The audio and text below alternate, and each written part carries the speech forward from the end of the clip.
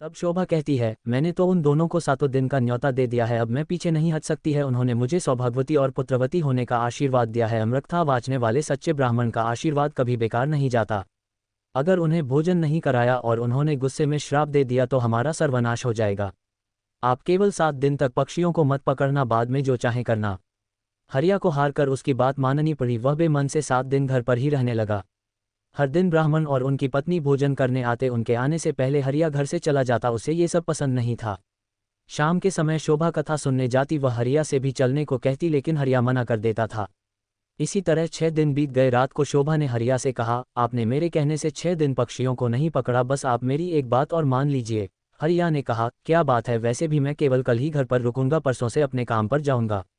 तब शोभा ने कहा, कल अमर कथा समाप्त हो जाएगी। मैं चाहती हूँ आप कल मेरे साथ मंदिर में कथा सुनने चलें और वहां से वापस आने के बाद ब्राह्मण और उनकी पत्नी को अंतिम बार भोजन कराकर उनसे आशीर्वाद लें। क्या पता उनके आशीर्वाद से हमें संतान का सुख मिल जाए। हरिया उसकी बात सुनकर अगले दिन कथा सुनने चल देता है। मंदिर में कथा सुनते सुनते हरिया की आंखों से आंसू बहने लगते हैं। शोभा के पूछने पर वह कहता है, भगवान शिव ने जिन कबूतरों को अमरता का आशीर्वाद दिया, मैंने जीवन भर उन्हें बेचकर अपना जीवन नरक बना लिया। कथा समाप्त होने पर वे दोनों घर आ गए। हरिया का मन निर्मल हो गया था। उसने शोभा से कहा, मैं आज से ही यह काम छोड़ दूंगा और मेहनत मजदूरी करूंगा। कुछ देर बाद ब्राह्मण और उनकी पत्नी भोजन करने आए। हरिया ने उनका स्वागत किया, उन्हें भोजन कराया। उसके बाद हरिया ने अपने मन की सारी बात उनके सामने रख दी।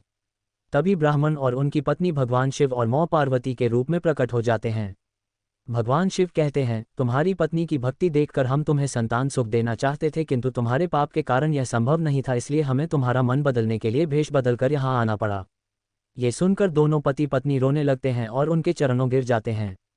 भगवान शिव और मां पार्वती उन्हें पुत्रवती होने का आशीर्वाद देकर अंतर्ध्यान हो जाते हैं।